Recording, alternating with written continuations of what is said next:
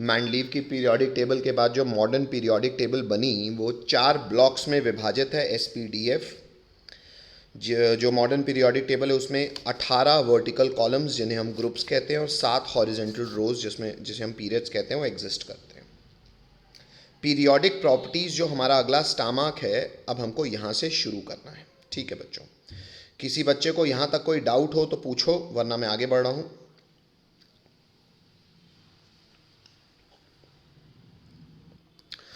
तो बच्चों आगे की कहानी ये है कि जो हमने पीरियोडिक टेबल बनाई, जो कि आपके सामने ये है, ये पीरियोडिक टेबल का फ़ायदा पता है क्या है? कि कोई भी मेंबर्स जो कि एक ग्रुप या एक पीरियड में बिलोंग कर रहे हैं, अगर आप किसी भी एक एलिमेंट की प्रॉपर्टी को, आपको उसकी वैल्यू याद हो या ना याद हो, आप अगर उसकी कोई भी एलिमेंट की किसी भी प्रॉपर्टी को पकड़ो, तो इस पीरियोडिक टेबल की ब्यूटी ये है कि डाउन द ग्रुप और अलोंग द पीरियड, मतलब नीचे जाने पे और अलोंग द पीरियड राइट जाने पे, उसकी हर प्रॉपर्टी में कोई संबंध या रिलेशन है। मतलब कोई प्रॉपर्टी कहो डाउन द ग्रुप सेम रहे, कोई कहो बढ़े, कोई कहो घटे, तो उससे फ़ायदा ये होता है कि हमको हर वैल्यूज़ याद रखने की आवश्यकता नहीं पड़ती है। हम इसकी ज़्यादा, इसकी कम, इसकी बराबर, ये बात कह के लगभग एक कॉमन सेंस क्रिएट कर सकते हैं। वरना हम किसी एलिमेंट की किन किन बातों को, वैल्यू को याद रखना तो बड़ा कठिन सी बात हो जाएगी सर। भाई हर एलिमेंट की 200 प्रकार की प्रॉपर्टीज़ होंगी, वो सबकी वैल्यू थोड़ी याद रखेगा आदमी। तो फ़ायदा कैसे उठाएगा? उनकी वैल्यूज़ पे इसकी ज़्यादा होगी, इसकी कम होगी, इसकी बराबर होगी, इस बात का एक फंक्शन मिल जाता है। तो व्हाट इज़ पीरियोडिसिटी? पीरियोडिसिटी की डेफिनेशन होती है कि जो भी एलिमेंट्स की प्रॉपर्टीज़ होती हैं, उनकी प्रॉपर्टीज़ में एक रिलेशनशिप आ जाता है। कब? जब आप उस एलिमेंट में डाउन द ग्रुप जाओ या जब आप उस एलिमेंट में अलोंग द पीरियड जाओ। ये मोर और लेस बात समझ में आती है कि ये पीरियोडिक टेबल का फायदा क्या है? Hello, yes sir. ठीक है।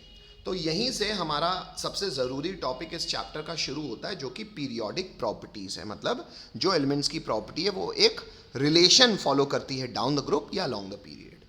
सबसे पहले मैं इंग्लिश पढ़ दे रहा हूं। कहता है the repetition of similar properties of elements after regular intervals of atomic numbers is periodicity. मतलब एक फिक्स्ड, भाई जो एलिमेंट्स एक के नीचे एक के नीचे एक, एक के साइड में एक के साइड में एक आए हैं, वो एटॉमिक नंबर के आधार पे ही आए हैं। तो ये एटॉमिक नंबर के आधार पे ये जो क्लासिफाई हो गए हैं, एक ग्रुप में या एक पीरियड में आ गए हैं, इनकी जो प्रॉपर्टीज़ भी हैं ना, वो एक जैसी ही हैं, इसीलिए आए हैं। और यही प्रॉपर्टीज़ के ट्रेंड को पढ़ना पीरियोडिसिटी कहलाता है। नेक्स्ट लाइन से हमने लिखा है the cause of periodicity is the reoccurrence of similar outer electronic configuration after certain typical fixed interval of atomic numbers. अब ये इंग्लिश बड़ी अच्छी है, इसकी हिंदी समझाता हूं मैं एग्जाम्पल से। जैसे एग्जाम्पल लिखा हुआ है, एग्जाम्पल में मैं आपको बच्चों पहले ग्रुप 1 एलिमेंट्स के बात को समझाते हुए इसको ऊपर को बात को समझाने की कोशिश करूंगा। सबसे पहले ग्रुप 1 मतलब हमारा पहला ग्रुप। पहले ग्रुप को बच्चों हम लोग अल्कली मेटल्स भी कहते हैं। शायद आप जानते हैं, नहीं जानते तो आज से जान लीजिए। अच्छा, अल्कली मेटल में बच्चों हाइड्रोजन नहीं होता है, क्योंकि वो नॉन मेटल है, वो मेटल नहीं है। तो उसको छोड़ के, मतलब सर सारे ग्रुप 1 के एलिमेंट्स अल्कली मेटल कहलाते हैं? नहीं बेटा, हाइड्रोजन को छोड़ के सारे कहलाते हैं। अच्छा, तो हाइड्रोजन को छोड़ के जो ग्रुप 1 है वो कौन है? Lithium, sodium, potassium. अच्छा, तो ये सब एक ही ग्रुप में आ रहे हैं, तो सर इनकी प्रॉपर्टीज सेम क्यों हैं?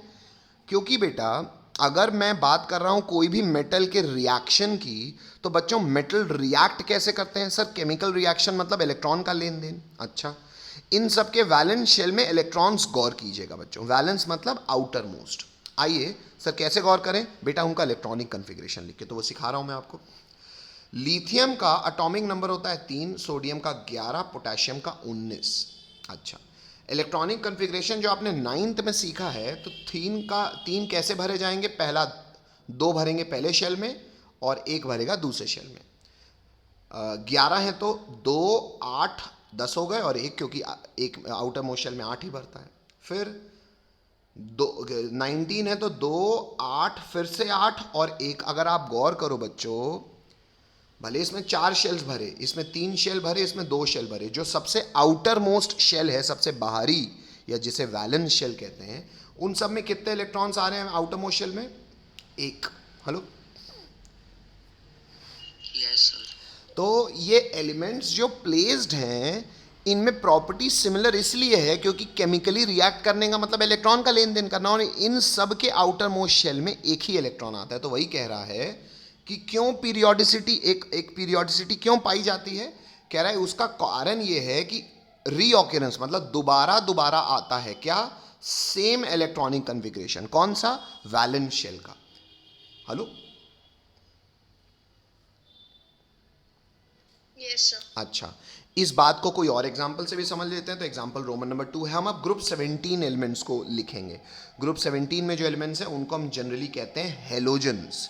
आपको ध्यान होगा, ग्रुप 17 में हम शुरुआत करते हैं फ्लोरीन से, फिर क्लोरीन से, फिर ब्रोमीन से, और नीचे आयोडीन है, पर मैं एग्जाम्पल में उसको नहीं ले रहा क्योंकि मुझे तो केवल ये समझाना है कि उनका इलेक्ट्रॉनिक कन्फिग्रेशन वैलेंस शेल का सेम है। आइए चेक करें। जैसे कि फ्लोरीन का एटॉमिक नंबर बच्चों होता है 9, तो कन्फिग्रेशन होगा 2,7। देखो यहाँ पे मैंने बनाया भी है कि 2 बनेंगे, 2 भरेंगे दूसरे पहले शेल में और 7 भरेंगे दूसरे शेल में। हालांकि इलेक्ट्रॉन्स नहीं भरे हैं बूंदी बूंदी करके, पर आप उतना समझ सकते हो। फिर क्लोरीन का एटॉमिक नंबर होता है 17, तो 2,8,7, तो कितने शेल भर गए? 3। तो आउटर मोस्ट शेल इसका थर्ड शेल होगा, कितने इलेक्ट्रॉन्स है? 7। इसका outermost shell second shell था, कितने इलेक्ट्रॉन्स थे? 7। ब्रोमीन भी चेक करते हैं। ब्रोमीन का इलेक्ट्रॉनिक कन्फिग्रेशन देखिए 2,8,18,7। अब सर 18 क्यों भर गया? आइए, हालांकि 9 से आपने सुना होगा, पर मैं आपको फिर भी याद दिला देता हूँ। यहाँ पे लिखा ज़रूर नहीं है, पर जब आप इस नोट्स को लिखेंगे तो आप बुक मार्क में लिख लेंगे। क्या बच्चों, मुझे बताओ, अगर किसी को याद हो, total number of electrons, total number of electrons in nth shell, nth मतलब किसी भी n नंबर के शेल में टोटल नंबर ऑफ इलेक्ट्रॉन्स का फॉर्मूला क्या होता है बच्चों? 2n square. नहीं बेटा, 2n स्क्वायर। क्या होता है? 2n square. तो खुद बताओ इस चीज़ को। हालांकि आप केवल बुक मार्क में इतनी बात लिख लीजिएगा, इसको मैं आपको चेकिंग करा दे रहा हूँ बच। एग्जाम्पल, अगर बच्चों n का वैल्यू 1 है, मतलब अगर फर्स्ट शेल की बात कर रहा हूं मैं, n का वैल्यू 1 है, तो टोटल इलेक्ट्रॉन्स कितने आएंगे बच्चों? इस फॉर्मूले में पुट करके बताओ। 2। अगर n का वैल्यू 2 है तो टोटल इलेक्ट्रॉन्स कितने आएंगे? 8। अगर n का वैल्यू 3 है तो टोटल इलेक्ट्रॉन्स कितने आएंगे? 18। मेरी बात समझ में आ रही है? चलो एक और कर लेते हैं। अगर n का वैल्यू 4 है तो टोटल इलेक्ट्रॉन्स कितने आएंगे? 32। अब 5 के बाद मत करना, क्योंकि एक्चुअली एटॉमिक स्ट्रक्चर कौन बताता है? Quantum model. और क्वांटम मॉडल हम 11th से पढ़ते हैं, और एक्चुअली क्वांटम मॉडल पे आओगे तो ये सारी बातें ध्वस्त हो जाएंगी।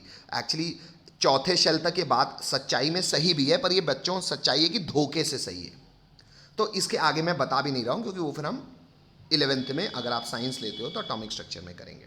ठीक है, तो अब तक की बात समझ में आती है सबको? यस। तो बच्चों, ये ब्रोमीन तक का एग्जाम्पल लिखने के बाद ना, मैं चाहूँगा कि आप तो ये रिकॉर्डिंग देखते हुए ही ये काम करोगे, तो ये नोट डाल के आप ये पूरी बात को लिख लेना। अलग से बुक मार्क में मत लिखना। ये ब्रोमीन का एग्जाम्पल जब खत्म होगा तो आप नोट डाल के पूरी बात को लिख लेना। मेरी बात समझ रहे हो? Hello, yes. जब ब्रोमीन का एग्जाम्पल खत्म करना तो ये नोट डाल के पूरी जानकारी को लिख लेना। आपको ये मिल जाएगा इस PDF में, मतलब इस रिकॉर्डिंग में हटा रहा हूँ मैं। नेक्स्ट बच्चों, तो अगर सर हमको पता चल गया है कि पहले में 2 भरते हैं, फिर 8 भरते हैं, फिर 18 भरते हैं, तो बच्चों बताओ कन्फिग्रेशन ब्रोमीन का क्या होगा?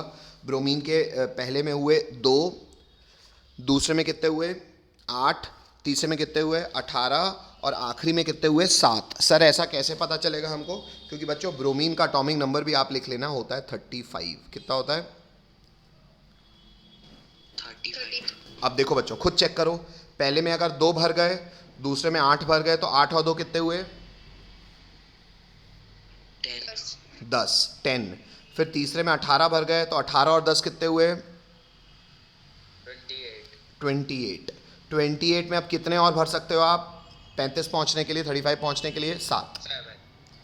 अच्छा, 7 ये बात अब सबको एहसास हो गया होगा कि सर जो भी एलिमेंट्स एक ग्रुप में आते हैं उनका आउटर मोस्ट शेल में नंबर ऑफ इलेक्ट्रॉन्स की संख्या बराबर होती है।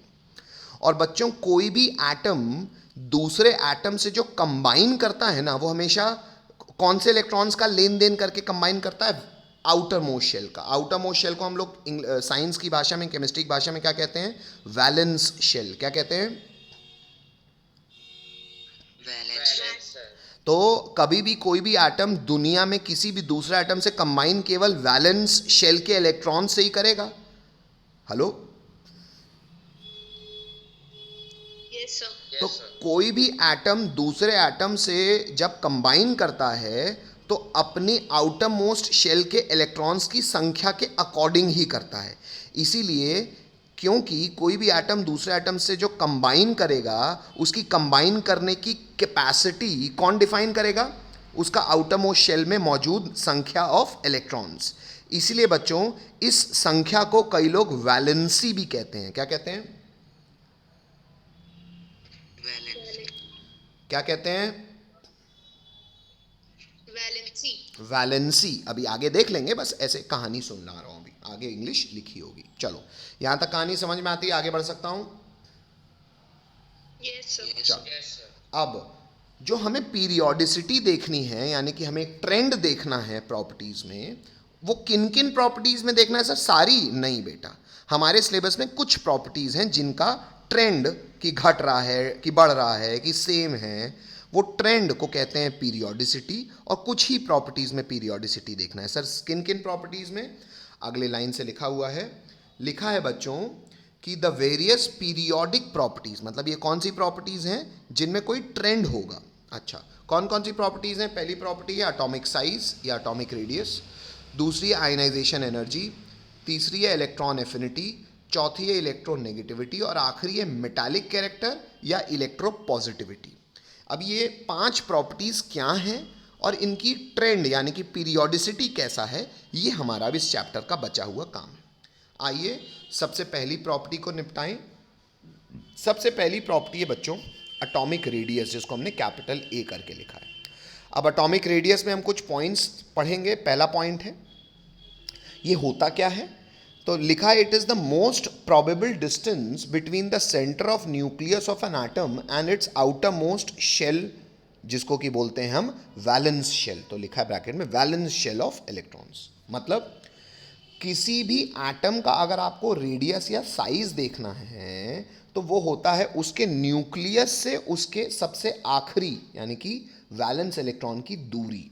हेलो? जैसे ये आउटर मोस्ट शेल है, ये न्यूक्लियस है, इसकी दूरी कहलाएगी एटॉमिक रेडियस। कोई तकलीफ? No sir. आगे बढ़ रहा हूं मैं, इसी में आगे बढ़ रहा हूं मैं एटॉमिक रेडियस में ही। अच्छा ये तो फिर से आ गया बेटा, तो आपको ये यहीं से लिख लें, मतलब वो एक ही जगह लिखना, दो बार नहीं लिखना। ये तो फिर एटॉमिक रेडियस फिर से डिफाइन हो गया। अच्छा एटॉमिक रेडियस के नीचे आ गया, यहाँ पे आ गया पॉइंट क्रमांक 2। उस बच्चे ने दोबारा फोटो खींच दी है, देखो एटॉमिक रेडियस में पॉइंट क्रमांक 2 क्या है? Variation of atomic radius. Variation मतलब जो उसकी पीरियोडिसिटी यानी कि ट्रेंड है पीरियोडिक टेबल में किसका? एटॉमिक साइज का। तो क्या है ट्रेंड? रोमन नंबर 1 पहला डाउन द ग्रुप, मतलब किसी भी एलिमेंट को पकड़ लो, उसके नीचे वाले एलिमेंट का साइज का प्रिडिक्शन। क्या है प्रिडिक्शन? कहता है जैसे ही तुम टॉप से बॉटम जाओगे ग्रुप में, as we move from top to bottom in a group comma, तो जैसे ही हम ग्रुप में नीचे जाएंगे, ऊपर से नीचे, एटॉमिक रेडियस में हम क्या ऑब्जर्व करेंगे? हम ऑब्जर्व ये करेंगे कि the number of shell increases and hence size increase. मतलब आओ इसको मैं एग्जांपल से दिखाऊं आपको। देखो नीचे एग्जांपल भी लिखा है, पहले एग्जांपल समझते हुए काम करते हैं।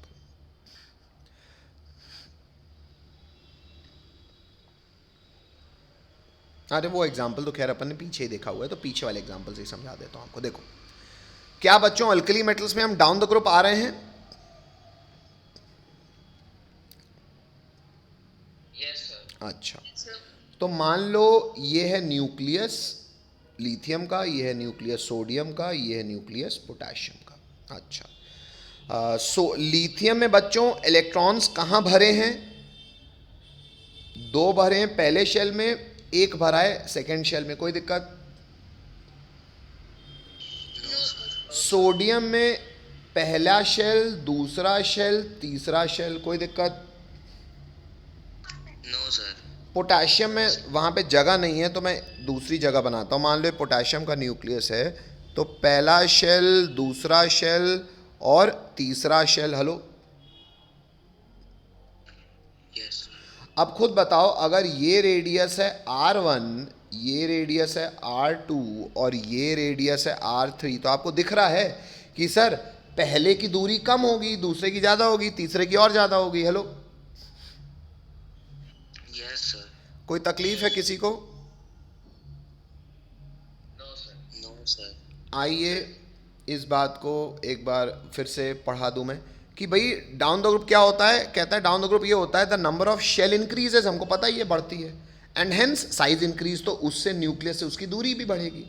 अच्छा, इसके आगे क्या कह रहा है? कह रहा है moreover as we move down the group the size increases, as the result the hold of nucleus decreases, hence the valence electron shells move away leading to increase in size. Actually आपको ये यही और ज़्यादा actually स्कूलों में लिखना होता है तो ज़्यादा इंग्लिश होनी चाहिए ना, कि 1 नंबर का सवाल है तो 30 लाइन थोड़ी लिख देंगे, तो ये एक्स्ट्रा इंग्लिश इसलिए लिखी है कि कह ये रहा है कि भैया जैसे ही इलेक्ट्रॉन नेक्स्ट शेल में भरेगा न्यूक्लियस से उसकी दूरी बढ़ जाएगी। जैसे मान लो इस शेल में बढ़ रहा है तो न्यूक्लियस से इसकी दूरी बढ़ गई है। अच्छा, दूरी बढ़ेगी तो दोनों का अट्रैक्शन घट जाएगा, अट्रैक्शन घटेगा तो भाई रेडियस तो इंक्रीज होना ही है। Hello, Yes, sir. है ना? तो ये फालतू की इंग्लिश जोड़ी हुई है, पर खैर ठीक है, स्कूलों में लिखने के लिए फ़ायदेमंद है। अब ये तो बात हो गई sir periodicity down the group, हमें पता चल गया sir down the group size बढ़ता है। अलॉन्ग द पीरियड क्या होता है, अभी इसको थोड़ा सा समझ लेते हैं। कह रहा है जैसे ही हम as we move from left to right along a period, मतलब हम लेफ्ट से राइट जाते हैं तो number of shell remains the same. Number of shell जो है ना, शेल नंबर नहीं बढ़ता, लेकिन magnitude of nuclear charge increase, लेकिन न्यूक्लियस यानी कि अंदर प्रोटॉन्स ज़्यादा बढ़ते जाते हैं। इससे होता ये है, अब खुद सोचो बेटा, कि न्यूक्लियस के अंदर के प्रोटॉन्स बढ़ रहे हैं और इलेक्ट्रॉन जो है भले भर इलेक्ट्रॉन भी रहे हैं लेकिन इलेक्ट्रॉन उसी शेल में भर रहे हैं, तो दूरी तो बढ़ी नहीं लेकिन न्यूक्लियस मजबूत होता गया। तो आपको नहीं लगता ये इनको खींचता जाएगा अंदर? Yes, sir. अच्छा, आइए इसको भी थोड़ा सा दिखा दूं फिर इंग्लिश पढ़ाऊंगा। देखो, ये अलॉन्ग द पीरियड का एग्जांपल है। Elements lithium, beryllium, boron, carbon, nitrogen, oxygen. अब देखो एटॉमिक नंबर मतलब बच्चों number of protons. Hello, Yes, sir. मतलब लिथियम के अंदर कितने प्रोटॉन्स है? 3, इसके अंदर 4, इसके अंदर 5, इसके अंदर 6, इसके अंदर 7, इसके अंदर 8 प्रोटॉन, मतलब अंदर खींचने वाले। अच्छा, न्यूक्लियर चार्ज, अच्छा न्यूक्लियर चार्ज इसलिए लिखा है कि मैं आपको ये याद दिलाना चाह रहा था कि नंबर ऑफ प्रोटॉन्स मतलब अंदर खींचने वाले पॉजिटिव। तो एक्चुअली अब आप लोग जब लिखना ना तो न्यूक्लियर चार्ज मत लिखना, ठीक है? उतना तो अपने को पता ही है नंबर ऑफ प्रोटॉन्स है। Hello, Yes, sir. अच्छा, उसके बाद आता है इलेक्ट्रॉनिक कन्फिग्रेशन। अब इलेक्ट्रॉनिक कन्फिग्रेशन मतलब अगर 3 प्रोटॉन हैं और एटम न्यूट्रल है तो इलेक्ट्रॉन्स भी उतने होंगे, कितने? 3 ही। तो अगर इलेक्ट्रॉन भी 3 होंगे तो भरेंगे कैसे? 2,1, 4 होंगे तो 2,2, 5 होंगे तो 2,3, 2,4, 2,5, 2,6। यहां तक तकलीफ? No, sir. अब खुद सोचो बेटा कि इलेक्ट्रॉन तो सब सेकेंड शेल में ही भर रहे हैं, दूरी तो बढ़ी नहीं वैलेंस शेल की, सेकेंड ही है। अच्छा, तो इलेक्ट्रॉन तो सेम जगह भरे, सेम ही दूरी पे, सेम ही शेल में, दूरी नहीं बोलना चाहिए, सेम ही शेल बोलना चाहिए। अच्छा, लेकिन अंदर प्रोटॉन्स बढ़ते गए। तो बच्चों अगर अंदर खींचने वाले बढ़ेंगे और इलेक्ट्रॉन उसी शेल में भर रहा है तो आपको नहीं लगता थोड़ा सा अंदर खींच लिया जाएगा क्योंकि न्यूक्लियस ज़्यादा मजबूत है? Hello, Yes, sir. बात समझ में आती? बोलना पड़ेगा फिर से। Yes, sir. ठीक है बेटा। नेक्स्ट, अच्छा, तो वही चीज़ को देखो फोटो से इतनी सुंदरता से दिखा रहा है कि लिथियम बड़ा, बेरिलियम छोटा, बोरॉन और छोटा, कार्बन और छोटा, नाइट्रोजन और छोटा, ऑक्सीजन और छोटा। इससे क्या सीखे अपन? इससे जो सीखे उसको मैंने पॉइंट क्रमांक 3 में पीरियोडिसिटी ऑफ एटॉमिक साइज करके लिखवाया। पीरियोडिसिटी अब हम समझ चुके हैं, ट्रेंड उसका बढ़ने घटने या सेम रहने का। किस प्रॉपर्टी पे हम पीरियोडिसिटी पढ़े अभी? एटॉमिक साइज पे, एटॉमिक रेडियस पे। Down the group atomic radius क्या होता है बच्चों?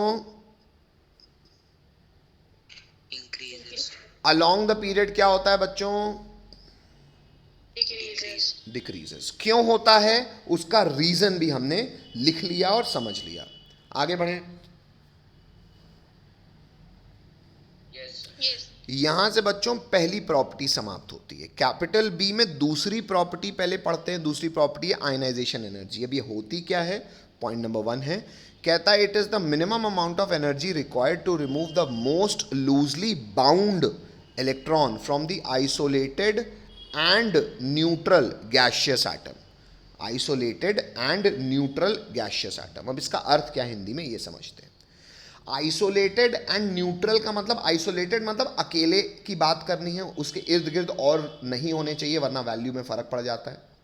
न्यूट्रल मतलब वो लेन देन नहीं किया होना चाहिए, उसमें जितने प्रोटॉन उतने ही इलेक्ट्रॉन है। गैसियस एटम इसलिए कि हमें जो भी एटम पे हम आयनाइजेशन की वैल्यू निकालेंगे वो गैसियस स्टेट में होना चाहिए। क्यों? क्योंकि सॉलिड में हुआ तो कहो पहले कुछ एनर्जी लग जाएगी सॉलिड से गैस में, लिक्विड में, फिर लिक्विड से गैस में, तो हम सीधा गैस में ही रख के उसकी वैल्यू निकालते हैं। तो अकेला हो, न्यूट्रल हो और गैसियस स्टेट में हो। अगर कोई एटम अकेला, न्यूट्रल और गैसियस स्टेट में हो तब उस पर हम ये कैलकुलेशन करेंगे। क्या कैलकुलेशन करेंगे? हम उसको एनर्जी देंगे। कब तक देते रहेंगे? तब तक देते रहेंगे जब तक उसका जो वैलेंस इलेक्ट्रॉन है, यानी कि सबसे आउटर मोस्ट शेल का एक इलेक्ट्रॉन जो है, उसको हम उससे निकाल ना लें। निकालना क्यों पड़ेगा सर? क्योंकि बेटा मान लो न्यूक्लियस है और मैं कहता हूं ये वैलेंस इलेक्ट्रॉन है, तो ये वैलेंस इलेक्ट्रॉन को आपको नहीं लगता न्यूक्लियस अट्रैक्ट करके रखेगा? हेलो भाई, प्लस तो माइनस को अट्रैक्ट करके ही रखेगा। अच्छा, अगर आप चाहते हो कि ये माइनस प्लस के अट्रैक्शन से दूर हो जाए तो आपको इसको एनर्जी देनी पड़ेगी, इसको बाहर से एनर्जी प्रोवाइड करनी पड़ेगी। अगर आपने इसको सफिशिएंट एनर्जी प्रोवाइड कर दी तो अब ये इलेक्ट्रॉन उस एनर्जी को लेके इस शेल को छोड़ देगा और इस न्यूक्लियस से निकल आएगा, इस न्यूक्लियस के अट्रैक्शन से निकल आएगा। ये जो लगने वाली एनर्जी है ना बच्चों, इस एनर्जी को कहते हैं आयनाइजेशन एनर्जी। कोई तकलीफ? No, sir. आइए एग्जाम्पल से समझाऊं। जैसे सोडियम है, इलेक्ट्रॉनिक कॉन्फ़िगरेशन 2,8,1। आपको ये 9 से पता होगा, पहले शेल को के शेल कहते हैं, दूसरे को एल, तीसरे को एम। तो जो एम यानी कि थर्ड शेल में कितना इलेक्ट्रॉन है? एक इलेक्ट्रॉन है। इस एक इलेक्ट्रॉन को अगर मुझे निकालना है तो अगर एक इलेक्ट्रॉन मैंने सोडियम से निकाल दिया तो सोडियम हो जाएगा Na+, क्योंकि उसमें अब कितने इलेक्ट्रॉन बच गए बच्चों? 2,8, यानी कि अब 10 बचे, पहले कितने थे? 11। प्रोटॉन्स तो अभी भी 11 हैं, तो प्रोटॉन्स यानी कि प्लस अगर 11 है, इलेक्ट्रॉन्स 10 बचे, तो +11 - 10 कितना हो गया? +1। तो देखो इसमें चार्ज आ गया +1 और ये बन गया आयन। तो आयन बनाने के लिए लगने वाली एनर्जी आयनाइजेशन एनर्जी, और ये एक इलेक्ट्रॉन निकल आया। Hello, Yes, sir. आगे बढ़ रहा हूं मैं। आयनाइजेशन एनर्जी तो सर समझ गए, अब इसकी पीरियोडिसिटी समझाओ। ये बड़ी आसान है। क्यों बेटा? सबसे ज़रूरी प्रॉपर्टी होती है एटॉमिक रेडियस। अगर वो आपको समझ में आ गया है तो अब हम सारे बिल इसी पे फाड़ सकते हैं। बिल इस पे फाड़ सकते हैं, मतलब इसी को सोचते हुए आगे की सोच बना सकते हैं। कैसे? आइए देखें। सबसे पहले अलोंग अ पीरियड, मतलब जब हम लेफ्ट से राइट जाते हैं तो कह रहा है कि as we move from left to right decreases, as we move from left to right decreases due to increase in nuclear charge. ये डिक्रीजेज गलत लिखा हुआ है बच्चों, मतलब गलत नहीं, इनसफिशिएंट लिखा हुआ है। यहाँ पे आपको लिखना चाहिए as we move from left to right, comma, यहाँ पे आप लिख दीजिएगा एटॉमिक रेडियस। कौन डिक्रीज होता है, जो कि आप समझ भी चुके हो, बोलना पड़ेगा। Atomic radius. तो यहाँ पे सुधार कर लीजिए बच्चों, हमको लिखना है as we move from left to right, comma, atomic radius decreases, और क्यों डिक्रीज होता है बच्चों, आपको पता ही है, due to increase in nuclear energy, या न्यूक्लियर एनर्जी मत लिखना, न्यूक्लियर चार्ज लिखना, लिखा ही हुआ है उसने न्यूक्लियर चार्ज, दिख रहा है? Yes, sir. आपने थ्योरी में मैंने समझाया भी है आपको क्या, कि भाई इलेक्ट्रॉन तो सेम शेल में भरते हैं अलोंग द पीरियड, लेकिन न्यूक्लियस एक एक प्रोटॉन बढ़ता जाता है तो न्यूक्लियर चार्ज इंक्रीज होता है। न्यूक्लियर चार्ज इंक्रीज होता है तो वैलेंस इलेक्ट्रॉन को अपनी तरफ खींचेगा तो एटॉमिक साइज घटेगा, तो वही लिखा है। कह रहा है इसीलिए thus more energy is required to remove the electron comma hence ionisation energy increases. कह रहा है कि अगर न्यूक्लियस से वैलेंस इलेक्ट्रॉन की दूरी घट रही है, तो अगर प्लस माइनस के और ज़्यादा पास आ रहा है अगर अलोंग द पीरियड, तो उस इलेक्ट्रॉन को निकालना कठिन होता जाएगा, क्योंकि प्लस उसको ज़्यादा शक्ति से अट्रैक्ट किया है। तकलीफ? No, sir. अच्छा, इससे आपका कॉमन सेंस क्या बना बच्चों? कॉमन सेंस को नेक्स्ट लाइन से लिखा हुआ है मैंने कहा है स्मॉलर द साइज, जितना छोटा साइज होगा उतनी ज़्यादा आयनाइजेशन एनर्जी लगेगी, या जितना बड़ा साइज होगा उतनी कम आयनाइजेशन एनर्जी लगेगी। कोई तकलीफ? No, sir. नेक्स्ट, अब सर डाउन द ग्रुप की बात बताओ, तो down the group soon low. English लिखी है कि जैसे तुम टॉप से बॉटम जाओगे, कॉमा एटॉमिक साइज इंक्रीज करता है। एटॉमिक साइज अगर बढ़ेगा बच्चों, तो न्यूक्लियस से वैलेंस इलेक्ट्रॉन की दूरी बढ़ रही है। हेलो, अगर Yes, sir. न्यूक्लियस से वैलेंस इलेक्ट्रॉन की दूरी बढ़ रही है तो दोनों का अट्रैक्शन घट रहा है, क्योंकि दूरी बढ़ रही है। तो वही कह रहा है एज अ रिजल्ट, इसके कारण हो क्या रहा है, अट्रैक्टिव फोर्स, जो अट्रैक्शन का फोर्स है किसके बीच में, between nucleus and valence electron, वो घटेगा। अच्छा, घटेगा तो सर इलेक्ट्रॉन को निकालना और आसान हो जाएगा, इसलिए 10 आयनाइजेशन एनर्जी डिक्रीज, आयनाइज करने में जो एनर्जी लगेगी, जो पैसा लगेगा, वो कम लगेगा। कोई तकलीफ? No, sir. वही मैंने यहाँ पे लिखा है, ionisation energy down the group क्या होगी, डिक्रीज, अलोंग द पीरियड क्या होगी, इंक्रीज। क्यों ऐसा? आप इसको किससे सोच सकते हो बच्चों, यहाँ अलोंग द पीरियड नहीं लिखना है आपको, यहाँ लिखना है आपको एटॉमिक साइज। ऐसा क्यों हो रहा है, आप पूरा बिल एटॉमिक साइज पे फाड़ सकते हो ना।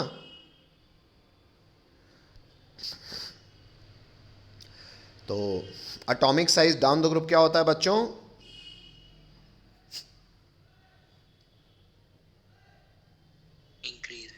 Increase. Atomic size down the group increase होता है, मतलब न्यूक्लियस से वैलेंस इलेक्ट्रॉन की दूरी बढ़ती है। न्यूक्लियस से वैलेंस इलेक्ट्रॉन की अगर दूरी बढ़ेगी तो उसको निकालना आसान हो जाएगा, इसलिए down the group ionisation energy क्या होगी, Decreases. अच्छा, वही along the period atomic size घटता है, मतलब न्यूक्लियस से वैलेंस इलेक्ट्रॉन पास आता जाएगा तो उसको निकालना और कठिन होता जाएगा, मतलब आयनाइजेशन एनर्जी Increases. कोई तकलीफ? No, sir. अच्छा, अगर हमको ये बात समझ में आती है तो एक बात आपको याद रखनी पड़ेगी, क्या सर, अलोंग द पीरियड अगर इंक्रीज कर रहे हो तो अलोंग द पीरियड सबसे आखिरी, और डाउन द ग्रुप अगर डिक्रीज कर रहे हो तो अलोंग द पीरियड सबसे आखिरी में कौन आता है बच्चों, जो सबसे ऊपर होता है, सबसे राइट में कौन आता है, Helium. हीलियम। तो हीलियम की सबसे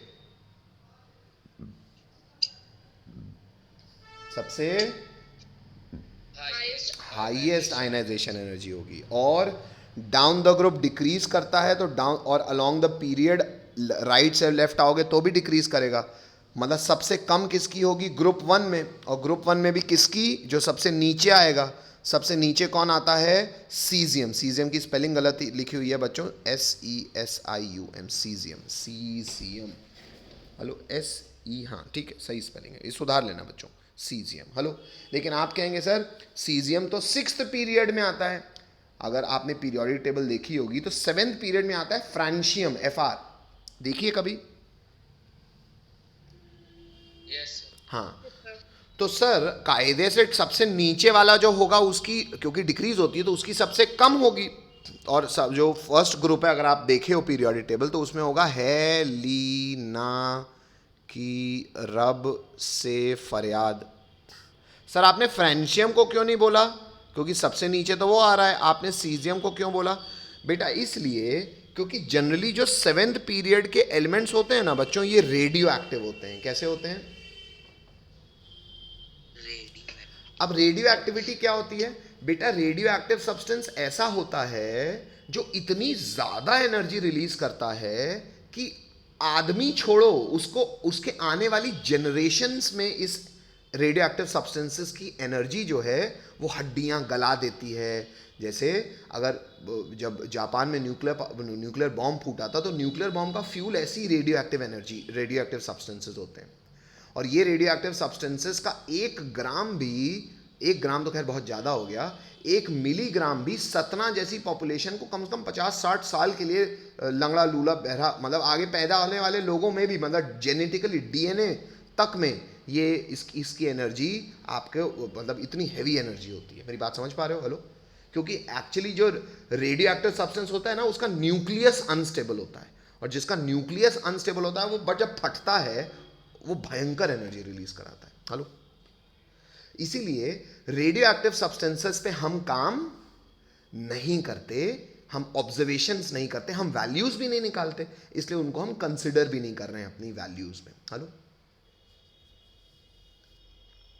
Yes, sir. तो इसलिए हमने फ्रांशियम के ऊपर वाले सीजियम को कह दिया कि वो लोएस्ट आयनाइजेशन एनर्जी का है। कोई तकलीफ बच्चों? बोलना पड़ेगा। अगली प्रॉपर्टी है, अब आइए देखें ये क्या होता है। नाम से ही समझ में आ रहा है बच्चों, एफिनिटी मतलब इलेक्ट्रॉन को पाने की इच्छा। अच्छा, आइए डेफिनेशन पढ़ें पहले।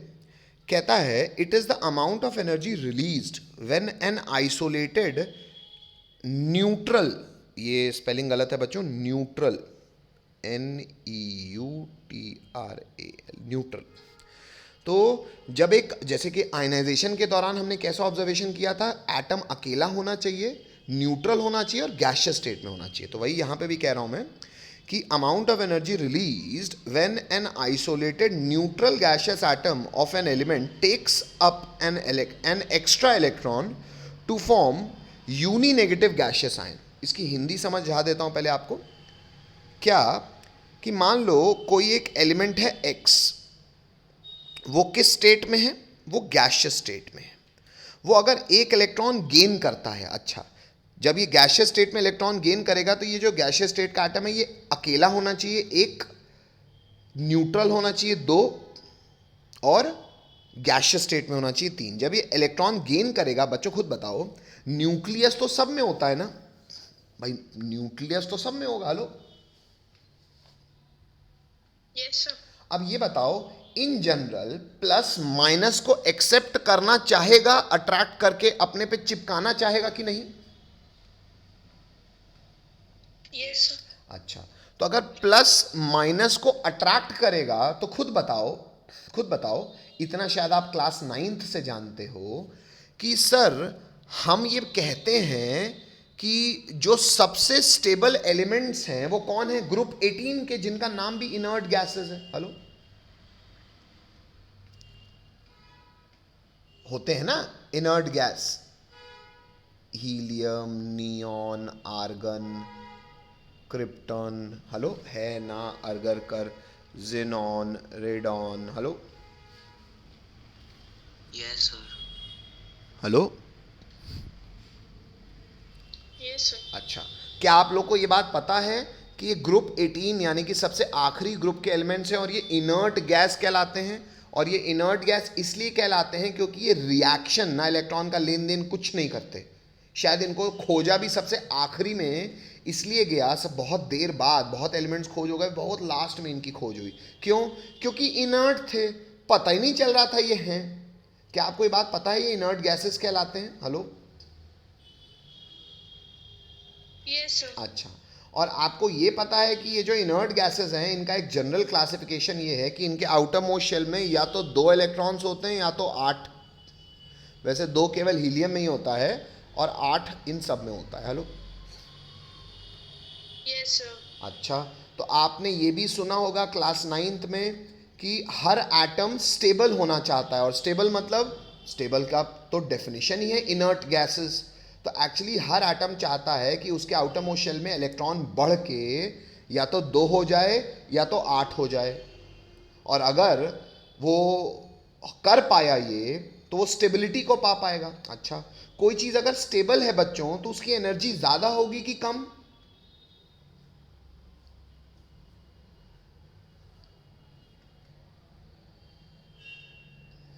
आइए पहले इस चीज पे चर्चा कर लूं कि कोई चीज अगर स्टेबल है तो उसकी एनर्जी ज्यादा होगी कम। पहले इस चीज पे चर्चा कर लेते हैं। अच्छा, इसका कॉमन सेंस इसको सिखाने का अपन इसको पैसों से बात करते हैं, है ना। मान लो कोई लड़का है ए लड़के के जेब में 10 रुपए हैं। इसे पढ़ाई भी करनी है, इसको भूख भी लगी है, इसके दोस्त भी हैं। अब 10 रुपए में मैं कहता हूं इसके दोस्त भी हों, 10 रुपए में आदमी क्या खाएगा? ज्यादा ज्यादा 2 समोसे खाने में कितना टाइम लगेगा? 5 मिनट, 10 मिनट, 10 मिनट तो पढ़ने ही बैठ जाएगा। अच्छा, एक लड़का है बी, इसके भी दोस्त हैं, इसको भी आज पेपर कल पेपर है, इसको भी पढ़ाई करनी है, लेकिन इसके जेब में 1000 रुपए। अच्छा, एक सेकंड रुकिएगा बच्चों, होल्ड कीजिएगा। Hello, Yes. चलो अपन बात कर रहे थे इलेक्ट्रॉन एफिनिटी में। इलेक्ट्रॉन एफिनिटी में हम अब तक ये समझ रहे हैं, सबसे पहले स्टेबिलिटी वाली बात। तो बच्चों मान लो कोई, जैसे मैंने आपको बोला कि कोई सिस्टम ए है, उसके पास पैसा यानी कि एनर्जी कम है। कोई सिस्टम बी है, उसके पास पैसा यानी कि एनर्जी ज़्यादा है। आप बताइए कौन ज़्यादा अच्छा पेपर में नंबर लाएगा? जो ज़्यादा पढ़ाई करेगा। ज़्यादा जो पढ़ाई करेगा वो ज़्यादा अच्छे नंबर लाएगा, मतलब ज़्यादा स्टेबल व्यक्ति है। ज़्यादा स्टेबल कौन होगा? जिसके पास कम पैसा है, ऑब्वियसली बात है, जो भी होगा वो खर्चा करके अपना पेट भर के पढ़ाई करने लगेगा। कि जिस पास ज़्यादा पैसा है खर्चा खूब करेगा, खर्चा खूब करने टाइम खूब लगेगा, पढ़ाई कम करेगा। हेलो, खुद बताइए, बोलना पड़ेगा।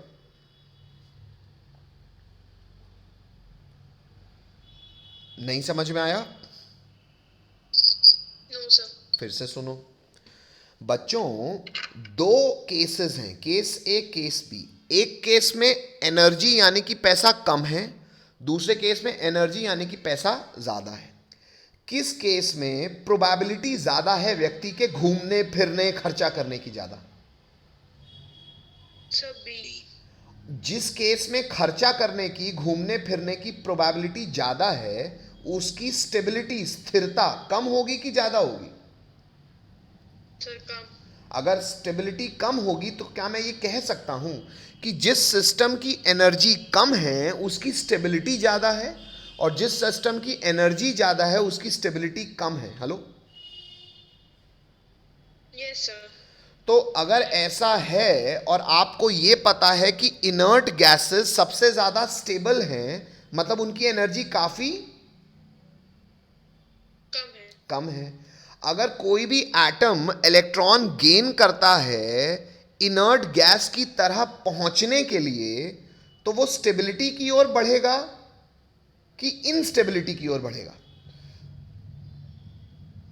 स्टेबिलिटी अगर कोई भी एटम जो कि इनर्ट नहीं है, इनर्ट गैस के कहीं लेफ्ट में होगा, अगर इनर्ट नहीं है तो अगर वो इलेक्ट्रॉन लेगा तो वो इनर्ट गैस की तरह होने की तरफ बढ़ेगा ना। हेलो, यस अच्छा, इनर्ट गैस की तरह होना मतलब स्टेबल होना। Hello, yes Yes, sir. Stable होना मतलब x अगर एक इलेक्ट्रॉन गेन करके x माइनस बना रहा है तो वो स्टेबल होगा, थोड़ा सा स्टेबिलिटी की ओर बढ़ेगा। अगर स्टेबिलिटी की ओर बढ़ेगा बच्चों तो एनर्जी उसकी बढ़ेगी कि घटेगी? घटेगी घटेगी, घटेगी। क्योंकि स्टेबिलिटी बढ़ रही है तो एनर्जी घटेगी। मानते हो?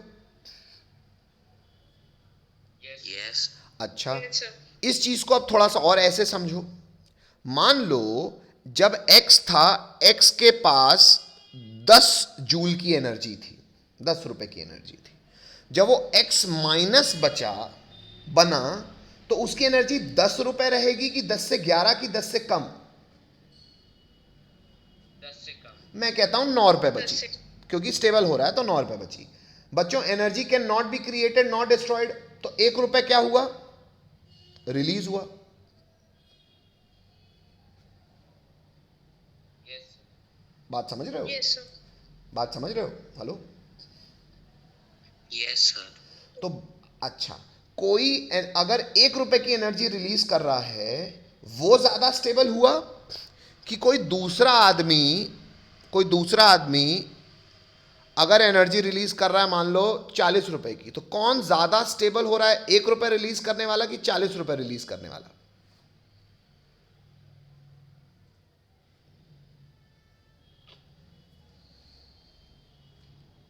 हेलो भैया, जो 40 रुपए रिलीज किया मतलब वो ज्यादा एनर्जी रिलीज किया, मतलब स्टेबिलिटी की ओर ज्यादा तेजी से बढ़ रहा है ना, तो ज्यादा स्टेबल हुआ ना। हेलो?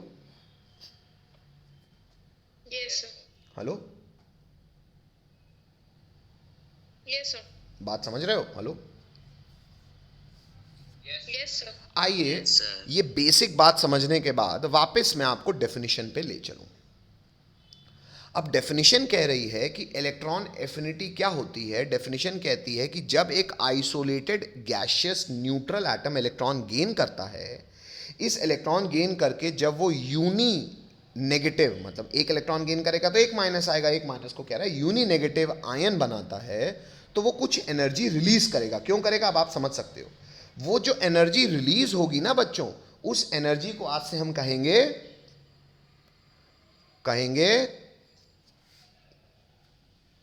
Electron affinity. नहीं समझ में आता है? आता है सर. अब इलेक्ट्रॉन एफिनिटी जानने के बाद इसकी पीरियोडिसिटी ऑब्जर्व करते हैं। अच्छा, सबसे पहले हम बात कर रहे हैं अलोंग द पीरियड, मतलब लेफ्ट से राइट जाने पे। सब बिल हम किस पे फाड़ते हैं? एटॉमिक साइज पे। आइए देखें कैसे। कह रहा है जैसे कि तुम लेफ्ट से राइट मूव करोगे along the period comma, the atomic size decrease होगा। भाई लेफ्ट से राइट अलोंग द पीरियड जाओगे तो साइज घटेगा, पता ही है अपने को। हेलो? Yes, sir. अच्छा, साइज घटेगा। साइज क्यों घटेगा बच्चों?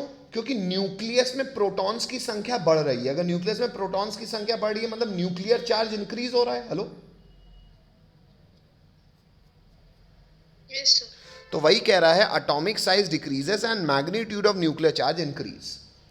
अच्छा, अब खुद सोचो, अगर न्यूक्लियस मजबूत होता जा रहा है और साइज छोटा हो रहा है, मतलब वैलेंस शेल पास आती जा रही है, कहता है तब therefore incoming electron is attracted more by the nucleus. अब ऐसा समझो कि मान लो एक एटम ये है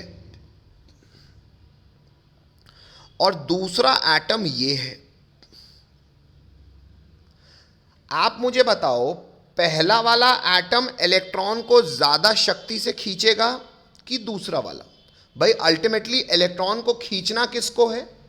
इलेक्ट्रॉन को अपनी तरफ आकर्षित कौन कर रहा है? हाँ, वो आकर्षित करके ऐड करवाएगा अपने वैलेंस इलेक्ट्रॉन में। लेकिन आप बताओ कौन सा एटम इलेक्ट्रॉन को ज्यादा शक्ति से अपनी तरफ खींच सकता है, छोटा कि बड़ा? Sir, छोटा. क्यों? क्योंकि वो इलेक्ट्रॉन के ज्यादा पास होगा न्यूक्लियस, और उसको जिस शेल में भी उसको बैठवाना है उसका वैलेंस शेल भी काफी करीब है उसके, तो ज्यादा तेजी से उसको खींच के अपने पास बैठवा पाएगा। हेलो? Yes, sir. हेलो?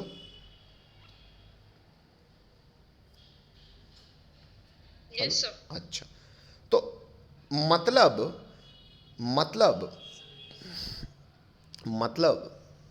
फिर से पढ़ रहा हूं मैं। अलोंग द पीरियड कहता है जैसे ही लेफ्ट से राइट जाने पे साइज डिक्रीज होगा और मैग्नीट्यूड ऑफ न्यूक्लियर चार्ज बढ़ेगा, देयरफॉर जो इनकमिंग आने वाला इलेक्ट्रॉन है वो ज्यादा अट्रैक्शन महसूस करेगा बाय द न्यूक्लियस, और इसीलिए इलेक्ट्रॉन एफिनिटी इंक्रीज करेगी अलोंग द पीरियड। क्यों? अगर ज्यादा आसानी से, ज्यादा शक्ति से वो न्यूक्लियस, जैसे जैसे साइज छोटा हो जाएगा न्यूक्लियस अट्रैक्ट करता जाएगा, तो इलेक्ट्रॉन एफिनिटी बढ़ती जाएगी, इलेक्ट्रॉन को अपनी तरफ खींचने की टेंडेंसी बढ़ती जाएगी। हेलो? Yes, sir. बात समझ रहे हो? Yes, sir. Yes, अच्छा, sir. नेक्स्ट एक नोट डाला हुआ है, क्यों नोट डाले हैं वो भी बता रहा हूं बच्चों। हमने क्या कहा, हमने कहा along the period size decrease होता है, और साइज डिक्रीज होने के कारण इलेक्ट्रॉन एफिनिटी जो है वो इंक्रीज होती है, ये बोला ना। Hello, Yes, sir. तो हम इससे क्या समझेंगे कि अलोंग द पीरियड जाने पे जो सबसे आखिरी एलिमेंट होगा उसकी इलेक्ट्रॉन एफिनिटी सबसे ज्यादा होगी। Hello, Yes, sir. सबसे राइट में कौन से एलिमेंट्स होते हैं बच्चों ग्रुप 18 के?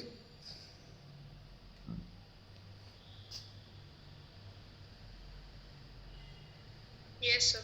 लेकिन ग्रुप 18 तक ये पीरियोडिसिटी नहीं जाएगी। ये पीरियोडिसिटी की, ये जो हमने कॉमन सेंस की बात की, ये कहां तक जाएगा? Group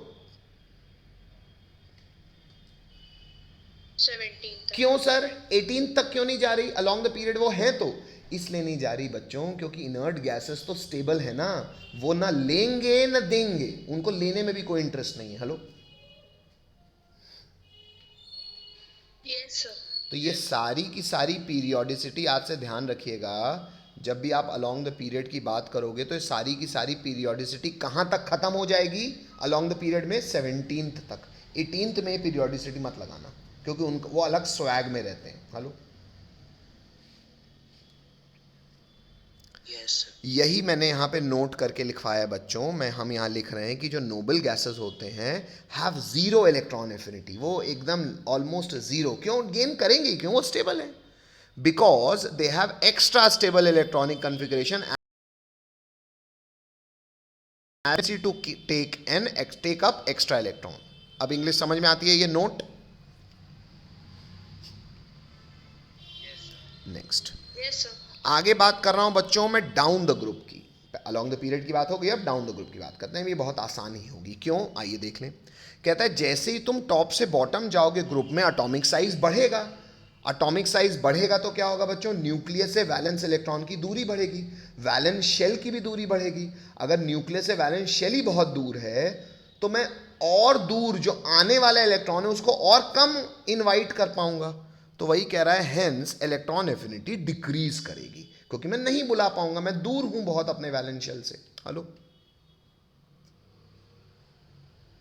Yes, sir. और डिक्रीज क्यों करिए? लिखा भी है एज द इंटरएक्शन, मतलब जो बातचीत है किसकी? न्यूक्लियस की और इनकमिंग इलेक्ट्रॉन की, वो घट चुकी होगी क्योंकि दूरी बहुत ज्यादा है।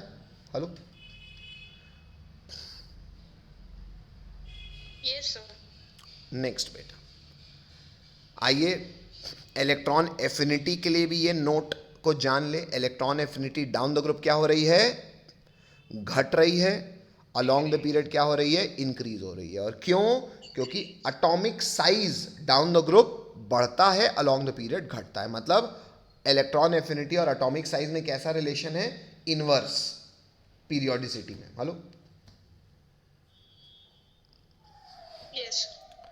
डाउन द ग्रुप एक बढ़ता है तो दूसरा घटता है, इसलिए रिलेशनशिप इनवर्स है। ठीक है, नेक्स्ट चौथी प्रॉपर्टी पे आते हैं बच्चों हम। चौथी प्रॉपर्टी है इलेक्ट्रोनेगेटिविटी। अब ये क्या है? सबसे पहले इसकी डेफिनेशन पढ़ते हैं। तो कहता है the tendency of an atom to attract shared pair of electron towards itself when combined in a compound is called electronegativity.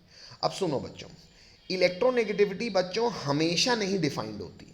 Electronegativity केवल तब डिफाइन होती है जब कोई एटम किसी दूसरे एटम के साथ बॉन्ड बनाता है। कहने का अर्थ यह है इलेक्ट्रोनेगेटिविटी की कोई एब्सोल्यूट वैल्यू नहीं होती। मतलब आप ये कह सकते हो कि जैसे मान लो दो लोग हैं, एक आदमी है ए, एक आदमी है बी। अगर मैं आपसे पूछूं कि इनमें से कौन ज़्यादा होशियार है तो आप ये थोड़ी कहोगे कि सर ये 1 नंबर का होशियार है, 2 नंबर का होशियार है। होशियारी के लिए आप क्या करोगे? आप इनका मान लो टेस्ट लिया, आपने दोनों को 30-30 सवाल दे दिए। एक ने किए 28 सवाल और एक ने किए 30 सवाल। तो कौन ज़्यादा होशियार हुआ? 30 सवाल वाला। तो आप कहोगे बी ज़्यादा होशियार है ए से। आप ये तो नहीं कहोगे ना बी सबसे होशियार है या बी 10 नंबर का होशियार है या 30 नंबर का होशियार है। नहीं, मतलब सर कुछ चीज़ें ऐसी होती हैं जो रिलेटिव किया जा सकता है। Hello, Yes, sir. रिलेटिव मतलब समझ रहे हो? आप किसी के रिस्पेक्ट में बात कर सकते हो, कोई एब्सोल्यूट वैल्यू बात नहीं कर सकते। हेलो, एब्सोल्यूट मतलब आप अगर पूछोगे कि बताओ ए बड़ा है कि बी बड़ा है तो बोल देंगे ये तो एब्सोल्यूट वैल्यू है कि ए 10 साल का है बी 11 साल का है, तो कौन बड़ा? 11 साल वाला। तो यहां पे तो एब्सोल्यूट वैल्यू पता है, लेकिन कुछ चीजों में एब्सोल्यूट वैल्यू नहीं पता हो सकती, आप किसी के रिस्पेक्ट में बता सकते हो। Hello, Yes, sir. अच्छा, तो इलेक्ट्रोनेगेटिविटी भी बच्चों इसीलिए एक प्रॉपर्टी नहीं है, क्योंकि प्रॉपर्टी तो एब्सोल्यूट वैल्यू बताई जा सकती है, जैसे साइज एक एग्जैक्ट एब्सोल्यूट बताया जा सकता है, आयनाइजेशन एनर्जी कितनी लग रही है बताई जा सकती है, इलेक्ट्रॉन एफिनिटी कितनी रिलीज हो रही है बताई जा सकती है जूल में। इलेक्ट्रोनेगेटिविटी बताई नहीं जा सकती बच्चों एब्सोल्यूट, ये एक रिलेटिव वैल्यू है, रिलेटिव प्रॉपर्टी है। ये समझ में आता है?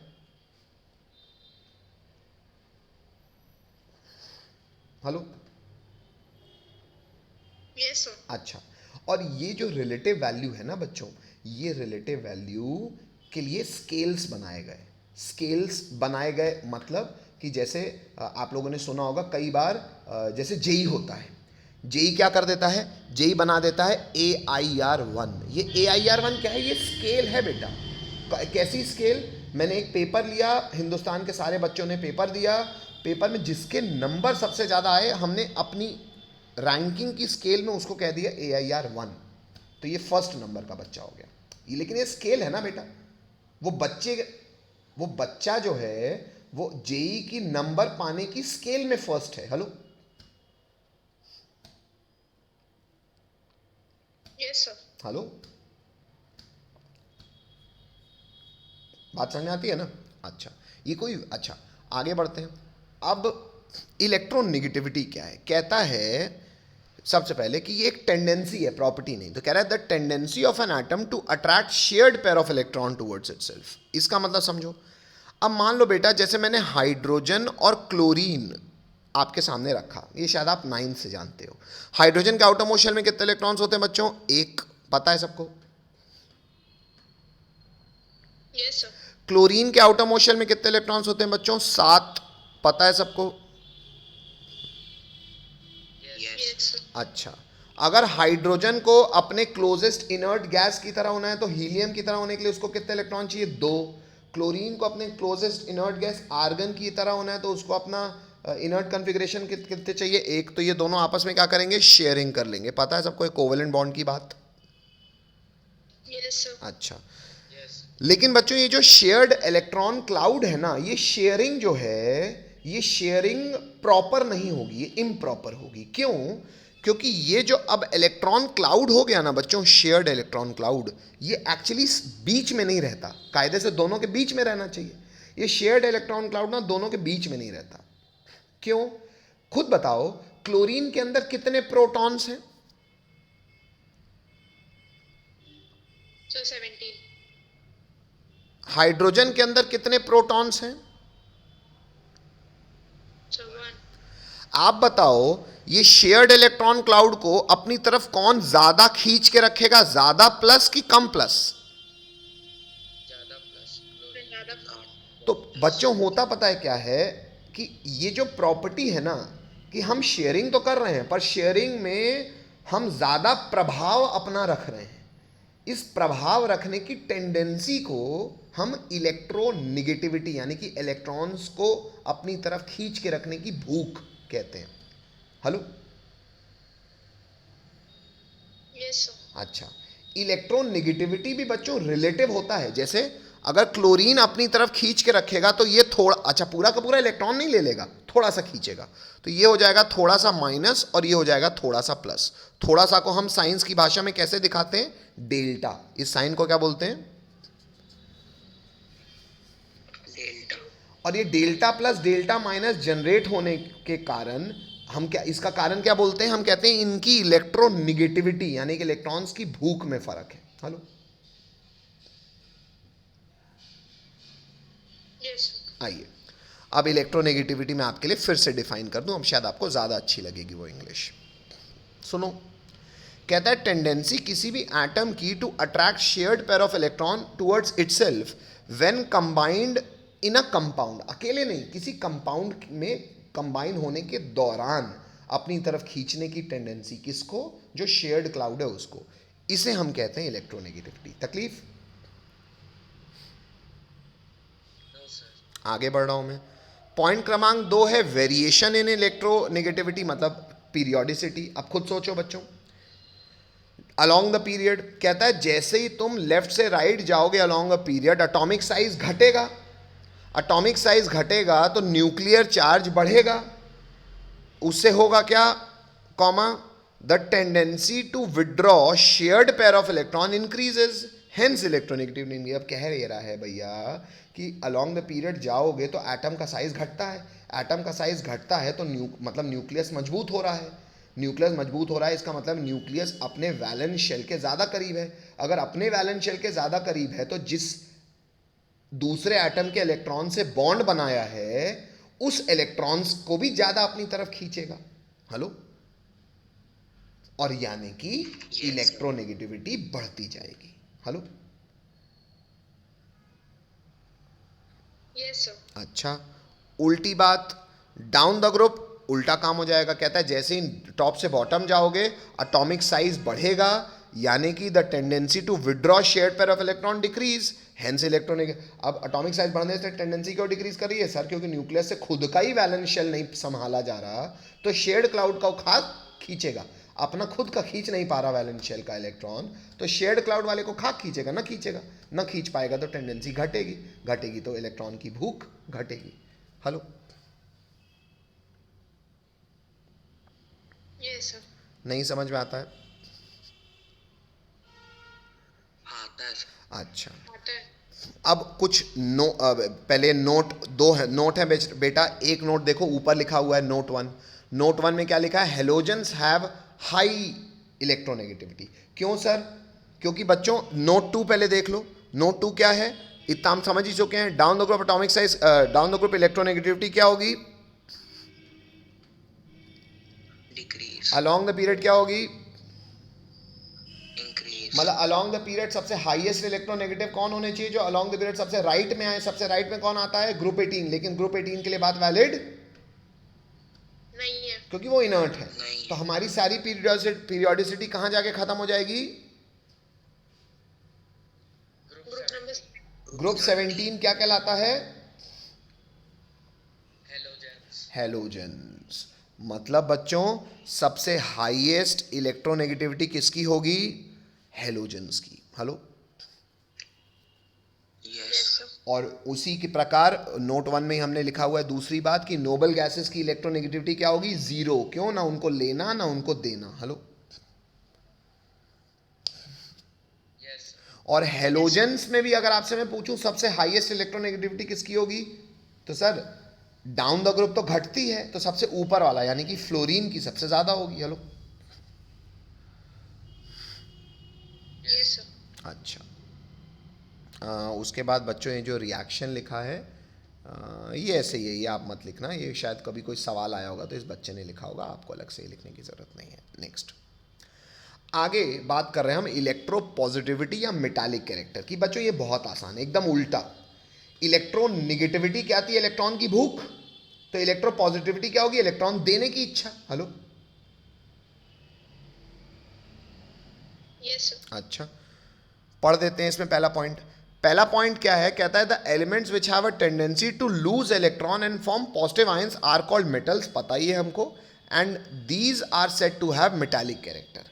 और मेटालिक कैरेक्टर जो होता है वो इलेक्ट्रो पॉजिटिविटी भी कहलाता है, क्योंकि हमको पता है सर मेटल्स इलेक्ट्रॉन देने की इच्छा रखते हैं, इसलिए वो मेटालिक कैरेक्टर उसी को कहते हैं, और यही इलेक्ट्रो पॉजिटिविटी होती है। मतलब अच्छा, ये इलेक्ट्रो पॉजिटिविटी और मेटालिक कैरेक्टर सबको समझ में आता है? Yes, sir. अब खुद बताओ बच्चों, एटॉमिक साइज से इसकी प्रोपोर्शनैलिटी कैसे होगी? Sir down the group atomic size बढ़ता है तो न्यूक्लियस से इलेक्ट्रॉन, वैलेंस इलेक्ट्रॉन की दूरी बढ़ेगी, तो दूरी बढ़ेगी तो आसानी से दिया भी जा सकता है। तो down the group atomic size बढ़ेगा तो मेटालिक कैरेक्टर भी बढ़ेगा। तो मैंने यहाँ पे सीधा लिखवा दिया कि एटॉमिक साइज और मेटालिक कैरेक्टर डायरेक्टली प्रोपोर्शनल है। क्यों? क्योंकि एटॉमिक साइज बढ़ेगा तो तुम भी बढ़ोगे, ये घटेगा तो तुम भी घटोगे। Hello, Yes, sir. ये समझने में तकलीफ हो तो बोल सकते हो आप। ठीक है। अब बच्चों ये सारी प्रॉपर्टीज जो हमने पढ़ी उसकी समरी लिखी है यहाँ पे, आइए देख लें। कहता है atomic size down the group क्या होता है? इंक्रीज। ठीक है, atomic size down the group increase होगा, मतलब न्यूक्लियस से वैलेंस इलेक्ट्रॉन की दूरी बढ़ रही है। वैलेंस इलेक्ट्रॉन की दूरी बढ़ेगी तो उसको आयनाइज करना यानी कि निकालना आसान हो जाएगा, तो आयनाइजेशन डिक्रीजेस। अच्छा, अगर वैलेंस इलेक्ट्रॉन से न्यूक्लियस की दूरी बढ़ रही है तो इलेक्ट्रॉन निकालना आसान हो जाएगा और गेन करना भी कम हो जाएगा।